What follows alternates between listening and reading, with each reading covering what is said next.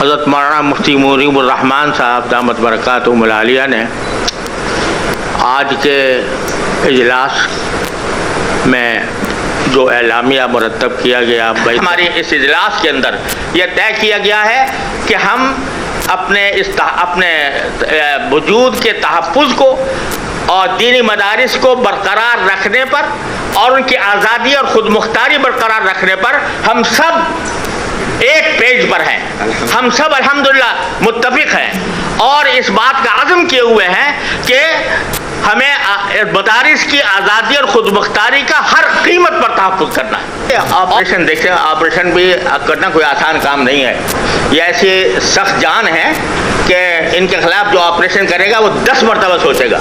1000 مرتبہ سوچے گا، تب اس کو جرأت نہیں ہوگی کہ وہ آپریشن کرے مدرسوں کے خلاف۔ ہم تصادم چاہتے نہیں چاہتے کہ تصادم ہو، لیکن اگر ہمیں مجبور کیا گیا اور دیوار سے لگایا گیا تو پھر اس کے سوا ہمارے پاس کوئی چارہ نہیں ہوگا کہ ہم بھی اپنا سر کھونے کے لیے میدان میں آ جائیں۔ حدیث پاک میں ہے وَلَا تَتَمَنُّوا لِقَاءَ الْعَدُوِّ فَإِذَا لَقِيتُمْ فَاثْبُتُوا، کہ اپنے مخالف سے تصادم کی، ٹکراؤ کی تمنا نہ کرو،